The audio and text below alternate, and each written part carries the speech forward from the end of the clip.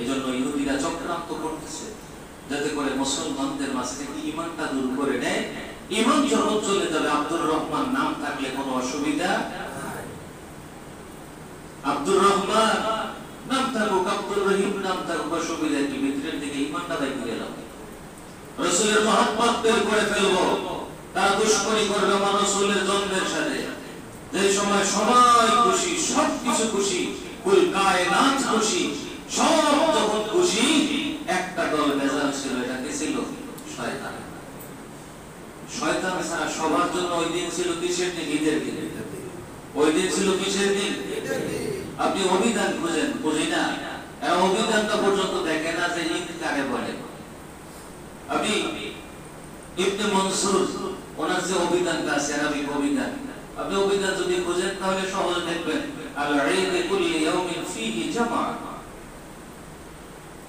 প্রতিদিন যদি মানুষ জমা হয়, একত্রিত হয় কোন খুশি নিয়ে, তাহলে ওইটাই ঈদ।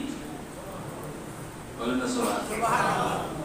যদি সবাই যেদিন একত্রিত হবে যে কোনো বিষয় নিয়ে জমাকৃত হইলেই এটা কি ঈদের জন্য। আপনার যদি বলি ঈদে মিলাদুন নবী বলছে ভাই নামাজ পড়ে কারে, এর মানে দুশমনী এখানে না, এটা শয়তানের ভাই। যেমন সবাই খুশি, বেজার ছিল শয়তান। বেজার ছিল কেনা? শয়তান। কুল কায়নাত বলছে ঈদের দিন, সবাই বলছে খুশির দিন, কিন্তু বেজার কেনা? শয়তান। এজন্য আমাদেরকে এগুলো থেকে হেফাজত থাকতে হবে। এটা নিয়ে কোনো বিষয় না, মারামারির বিষয় না, ধরাধরির বিষয় না, কাটাকাটির বিষয় না। এটা সহজ ইশকের বিষয়, আমার রাসূলের ভালোবাসার বিষয়, মহব্বতের বিষয় এগুলো। আর রাসূলের ভালোবাসা হলো ঈমান। রাসূলের ভালোবাসা কি? ঈমান। রাসূলের ভালোবাসা আপনার থাকবে না, আপনি কি আছে কি আর? আপনি নিয়ামত পেয়েছেন, নিয়ামতের শুকরিয়া আদায় করতেই হবে। আপনাদের কাছে মসজিদের ব্যাগ যাবে, সকলেই হৃদয়টা প্রশস্ত করে দিয়ে মসজিদের জন্য দান করব। আল্লাহ সকলের দানকে কবুল আর মঞ্জুর করে নিন, সকলে বলে আমিন। তাহলে দেখেন আল্লাহ আমাদেরকে একবারে স্পষ্ট করে বলে দিয়েছেন, কুল বিফাদলিল্লাহি ওয়া বিরহমাতিহি ফাবিযালিকা ফালইফরাহু হুয়া খায়রুম মিম্মা ইয়াজমাউন।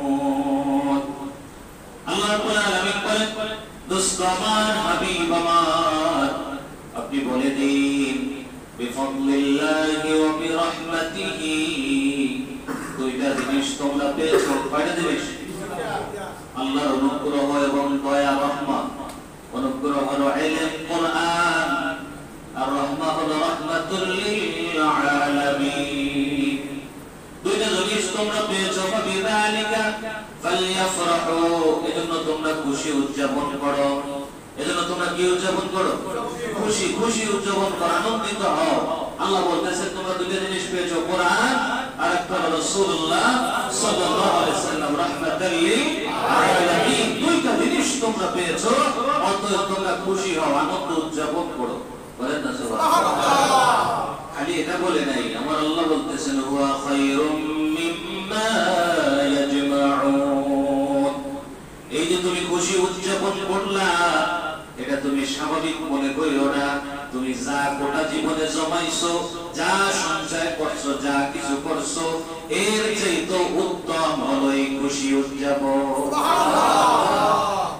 এর ভিতরে ব্যাখ্যাকারগণ কত সুন্দর করে বলতেছেন যে জমানো বলতে যত তুমি নেক আমল করেছো, যত সম্পদ তুমি অর্জন করেছো, যত সম্পদ তুমি আল্লাহর জন্য ব্যয় করেছো, এই সব একত্রিত করলা, এর চাইতে উত্তম হলো জাহানের প্যারা নবী হুজুরে পুরো নূর সাল্লাল্লাহু আলাইহি ওয়াসাল্লামের আগমনে খুশি হওয়া উত্তম। সুবহানাল্লাহ। এই সব জমাইলা, এর চাইতে উত্তম হলো আমার রাসূল আসছে, এজন্য কি হওয়া? আনন্দ প্রকাশ করা। রেলি বের করছে আজকে থেকে নাকি, এই যে রাসূল সাল্লাল্লাহু আলাইহি ওয়াসাল্লাম মক্কা থেকে মদিনায় গেলেন, তখন তলাআল বদরু আলাইনা আমরা গেছিলাম, আমরা যাইয়া গাইয়া আইছি, এজন্য আমরা বেদাতি হয়ে গেছি। আমরা এদিন মিছিল দিয়েছিলাম যে ওইখানে, তাহলে ওখানে মদিনাবাসীরা যাই আমার রাসূলকে স্বাগত জানাইছে, রেলি দিয়েছে, মিছিল দিয়েছে। বলেন না সুবহানাল্লাহ। আজকে আমরা যদি আমার রাসূলের জীবন বৃত্তান্ত গাই তাহলে আমি বেদাতি হয়ে যাই, ভণ্ড। হযরত আব্বাস রাদিয়াল্লাহু তাআলা আনহু রাসূলুল্লাহ সাল্লাল্লাহু আলাইহি ওয়াসাল্লামের জন্ম বৃত্তান্ত কিছু লোক নিয়ে আনুষ্ঠানিকভাবে কিছু লোক নিয়ে এরপর আমার রাসূলের জন্ম বৃত্তান্ত বলতেছেন। এর মানে মিলাদ করতেছেন, সহজ কথা। কি করতেছেন? আজকে মিলাদের কাইফিয়ত আমরা একরকম করি, ওই সময় আরেক রকম ছিল, কিন্তু মূলত জিনিসটা মিলাদই ছিল। জিনিসটা কি ছিল? মিলাদ। এখন হয়তো বাইরে আমরা একটু অন্য সিস্টেমে সুন্দর করে করি, কোরআন তেলাওয়াত করি, তারপরে দুরূদ শরীফ পাঠ করি, সালাম প্রেরণ করি, এগুলো করে দোয়া মোনাজাতের মাধ্যমে আমরা একটা আনুষ্ঠানিকতা মানে রূপ দিয়েছি।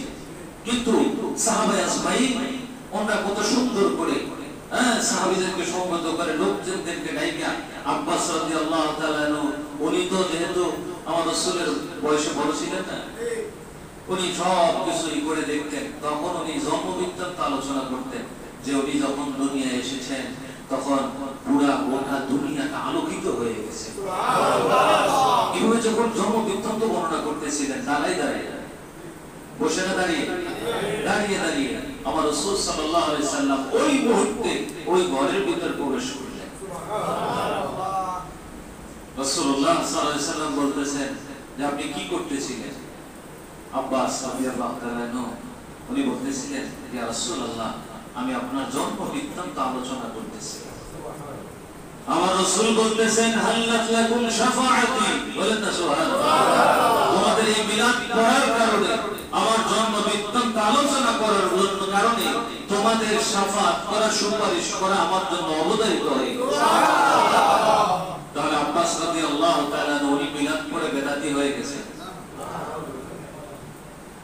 আল্লাহই জানে কয়দিন পর আমার রাসূল কি নাকি বেদাতি বানাই বলে। সাহাবীদেরকে বাধ্য দিয়ে দিয়েছে যে না, ওনাদেরকে মাফকাঠি মা বানানো মানা যাবে না, এই করে এটা করা যাবে না, ওইটা করা যাবে না। এরকম করতে করতে শেষ পর্যন্ত সব বাদ দিয়ে দিচ্ছে। ওসমান রাদিয়াল্লাহু আনহু সানি আযান দিয়েছে, এখন ফতোয়া দেয় আযান একটা, ওসমান ভুল করছে।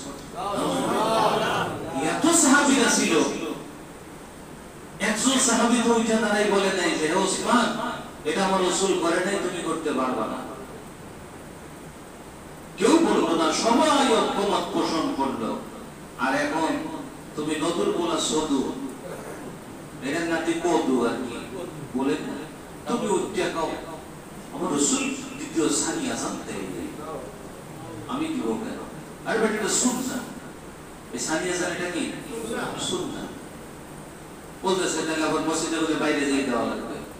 আমি বলতে আজান মসজিদে যাই গেলে এটা বিনা উঠতে দেয় না। ওই বিজ্ঞান প্রযুক্তি, আমি কি ওইখানে প্রযুক্তি ঢুকছে, এই নাই নাই প্রযুক্তি খালি আজানের মধ্যে গেছে, এই দ্বিতীয় আজানে প্রযুক্তি আয় নাই। আপনি সহজ মানে বিভেদ না, বিশৃঙ্খলা না। আপনি প্রথম আজান যেটা দিলেন ওইটার মাঝে কি আসছে? বিজ্ঞান, প্রযুক্তি, আধুনিকতা আসার কারণে আপনি মসজিদের এক সিপাই বসে আজান দিলেন, মিনার থেকে আওয়াজ আসলো। তাই বললাম যে সানি আজান যা দেয় এটা কি মাইক দিয়ে আওয়াজ যায় না? এটাও যায়, এটা বাইরে দেওয়া লাগবে। এখানে প্রযুক্তি আসে না, ওই সময় বাহিরে দেওয়া লাগছে। এই জন্য দ্বিতীয় আজানটা যখন দেওয়া হতো তখন মানুষ একত্রিত হয়ে খুতবা শুনতো। দ্বিতীয় আজান নাকি সতর্কতা, দ্বিতীয় আজান কি ছিল? সতর্কতা, যে আর সময় নাই, এখনই খুতবা, এখনই কি হবে? আমরা দ্বিতীয় আজান যেটা দেয় তারপরে খুতবা হয় না? বলবেন হুজুর আপনি তো আগেও খুতবা করেন 1 ঘন্টা। এই জন্য বলি খুতবার আগে আমরা খুতবার প্রস্তুতি নেই। খুতবার আগে আমরা কি নেই? খুতবার প্রস্তুতি নেই। এর আগে খুতবা না, এটা প্রস্তুতি। মানুষকে রেডি করানো হয়, এই সকলে সতর্ক, সুন্দর করে বসে, এই বিষয়গুলো এখনই খুতবা হবে। এই জন্য আমরা খুতবার আগে কি নেই? খুতবার প্রস্তুতি নেই। খুতবার আগে খুতবা বলি না। তাহলে দেখেন আব্বাস রাদিয়াল্লাহু তাআলা উনি মিলাদ পড়ছেন, এজন্য মিলাদুন নবী কি হয় নাই? বেদাত হয়। এরপরে দেখেন যুগে যুগে তাবিঈনগণ বলেন, হযরত হাসান বসরি রাহমাতুল্লাহি আলাইহি তাবিঈদের মধ্যে অন্যতম একজন তাবিঈ ছিলেন। আপনি যদি বলেন যে শ্রেষ্ঠ তাবিঈ কে ছিলেন, তখন আমি কিন্তু এখানে স্টপ থাকতে পারবো না। সমস্ত হাদিস মুহাদ্দিস যারা আছে, হাদিস বিশারদ যাদেরকে বলা হয়, ওনারা সকলেই একমত যে শ্রেষ্ঠ তাবিঈ হলেন ওয়াইসাল কারনী। ওয়াইস কারনী নাম আমরা নাম করি না? এই ওয়াইসাল কারনী হলেন তাবিঈদের মধ্যে সর্বশ্রেষ্ঠ তাবিঈ, যার কাছে হযরত ওমর ফারুক রাদিয়াল্লাহু তাআলা আনহু উনি গেছিলেন জুব্বা মোবারক লয়ে। কি নিয়ে গেছে? জুব্বা মোবারক নিয়ে গেছে। হযরত ওয়াইসাল কারনী রাহমাতুল্লাহি আলাইহি তিনি বলতেছেন যে আপনারা জুব্বা নিয়ে আসছেন, আমার রাসূলকে কি আপনারা ভালোভাবে দেখেছেন?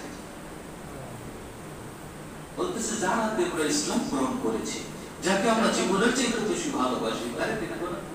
বলেন তো আমার রাসূলের গুরু মোবারক কেমন? বলেন না সুবহানাল্লাহ। মাঝখানে কি ফাঁকা আছে না দুইটা মিলামি? সাহাবীরা আদব কেমন করছিলেন জানেন? ওনারা কিন্তু কখনো আমার রাসূলের দিকে চোখ তুলে এভাবে তাকাতেন না। আমার রাসূলকে এতটা শ্রদ্ধা করতেন, এতটা ভালোবাসতেন, আমার রাসূলের দিকে এতটাই মনোযোগী ছিলেন যে চেহারা দেখার সুযোগই পাওয়া যায় না। তারা বলল যে এইটা তো আমরা হযরত ওয়াইসাল কারনী রাহমাতুল্লাহ আলাইহি তিনি বলতেছেন যে আমার রাসূলের গুরু মোবারক মিলামি। সুবহানাল্লাহ। এরা দুইজন তো সারা রাস্তায় শুধু টেনশন, আয়েশা আমার রাসূলের দিকে তাকাই দেখে আসলেই তো গুরু মিল। সুবহানাল্লাহ। তাবিঈদের মধ্যে যিনি শ্রেষ্ঠ তাবিঈ ছিলেন তিনি ছিলেন ওয়াইসাল কারনী। ওয়াসকারনীর নাম আমরা সবাই বুঝি। তাহলে হযরত হাসান বসরি রাহমাতুল্লাহ আলাইহি উনিও ছিলেন একজন তাবিঈ, প্রখ্যাত তাবিঈ ছিলেন। উনি বলতেছেন, হাদিস বর্ণনা করতেছেন, তিনি বলতেছেন যে আমার কাছে যদি আমার আল্লাহ উহুদ পাহাড় পরিমাণ স্বর্ণ দিত, উহুদ পাহাড় পরিমাণ যদি স্বর্ণ দিত, তাহলে আমি সমস্ত সম্পদটা রাসূল সাল্লাল্লাহু আলাইহি সাল্লামের মিলাদুন নবী সাল্লাল্লাহু আলাইহি সাল্লামের মাহফিলে খরচ করে দিতাম। সুবহানাল্লাহ। আপনি বুঝেন? যদি আপনি বলবেন যে হাদিসটা তো কেমন কেমন লাগে, আপনার কাছে কেমন লাগতেই পারে, কিন্তু এটা হাদিস। কেমন লাগলো এটা কি হাদিস? আবু বকর সিদ্দিক রাদিয়াল্লাহু তাআলা তিনি বলতেছেন যে যারা মিলাদুন নবী সাল্লাল্লাহু আলাইহি সাল্লাম উপলক্ষে 1 দিরহাম খরচ করবে, কয় দিরহাম? 1 দিরহাম খরচ করবে, আমার সাথে সে জান্নাতে। সুবহানাল্লাহ। আপনি বুঝেন? যেখানে ওমর ফারুক রাদিয়াল্লাহু তাআলা বলছেন খরচ করার কথা, আলী রাদিয়াল্লাহু তাআলা প্রতি বছর এই যে বকরি জবাই করে মিলাদুন নবী পালন করেন। সুবহানাল্লাহ। উনি কুরবানি দিয়েছেন আমার রাসূলের নামে প্রতি বছর। আমার রাসূল প্রতি সপ্তাহে সপ্তাহে মিলাদুন নবী পালন করেছেন।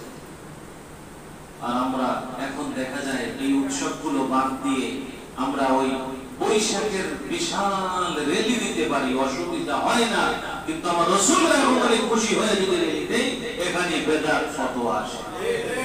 আমরা বিভিন্ন মূর্তি বানাইয়া এরপরে কাঁধে করে লইয়া রাস্তায় রাস্তায় ঘুরতে পারি, সেখানে শিরক বেদাত আসে না। যখন আমার রাসূলের সাথে দাঁড়াইয়া তাওহীদ, যেখানে আমার আল্লাহ বলেছেন ইয়া আইয়ুহাল্লাযীনা আমানু সাল্লু আলাইহি ওয়া সাল্লিমু তাসলিমা, হে ঈমানদারেরা আমার রাসূলের উপরে দরুদ পাঠ করো এবং সালাম পাঠ করো তাজিমের সাথে, সম্মানের সাথে। আমরা আমার রাসূলকে দাঁড়াইয়া সালাম দিলেই কি শিরক হয়? তোমরা মূর্তি কাঁধে লইয়া ঘুরো, সেখানে শিরক হয় না। আর আমরা রাসূলকে মিলাদ দাঁড়াইয়া সালাম দিলেই শিরক হয়। আল্লাহ যেন আমাদেরকে বুঝার তৌফিক দান করে দেয়, সকলে বলি আমিন। গোমরাহি থেকে যেন আল্লাহ আমাদেরকে হেফাজত করে, সকলে বলি আমিন। আমাদেরকে সঠিক পথে আসতে হবে, সঠিক আকীদা পোষণ করতে হবে, বিশ্বাসকে সঠিক ঠিক রাখতে হবে। মিলাদুন নবী সাল্লাল্লাহু আলাইহি সাল্লাম উপলক্ষে আমরা পূর্বেও ঘোষণা দিয়েছি যে আমরা মিলাদুন নবী সাল্লাল্লাহু আলাইহি সাল্লাম উপলক্ষে আমরা একটা মসজিদে একটা অনুষ্ঠান করব। আমরা একমাত্র আল্লাহকে রাজি খুশি করানোর জন্য। কার রাজি খুশি করার জন্য? আল্লাহকে। আমার রাসূলের শানে যদি আমরা কিছু খরচ করি, আমার রাসূল খুশি হবে, আমার রাসূল খুশি হলে আমার আল্লাহ খুশি হয়ে যাবে। আমার রাসূলের এই জন্ম বৃত্তান্ত আলোচনামূলক মাহফিল অনুষ্ঠিত হবে আগামীকাল শনিবার। বাদে ঈশা, অল্প সময়, একেবারে দীর্ঘ আলোচনা না যে আপনাদের চাকরি বাকরি সমস্যা হয়ে যাবে, এরকম অল্প সময় আপনাদের কাছে মসজিদে এই উপলক্ষে মিলাদুন নবী সাল্লাল্লাহু আলাইহি ওয়াসাল্লাম উপলক্ষে ব্যাগ যাবে যারা এই অনুষ্ঠানে শরীক হতে চাই, আমরা আবু বকর সিদ্দিক রাদিয়াল্লাহু তাআলা আনহুর সাথে জান্নাতে থাকতে চাই। আমরা কারা কারা থাকতে চাই যদি হাত তুলে দেখাই, আমরা আবু বকর সিদ্দিক রাদিয়াল্লাহু তাআলা আনহুর সাথে জান্নাতে থাকতে চাই। নারে তাকবীর, নারে রিসালাত। আল্লাহ আমাদেরকে কবুল করে নেন, সকলে বলি আমিন। আমরা আমার রাসূলের শ্রেষ্ঠ সাহাবী আবু বকর সিদ্দিক রাদিয়াল্লাহু তাআলা আনহুর সাথে একসাথে জান্নাতে থাকতে চাই, কিন্তু পকেটের খরচ করব না। সম্ভব? পকেটও হাত দেওয়া লাগবে, ইসলামের জন্য ব্যয় করতে হবে, মিলাদের পক্ষে থাকতে হবে।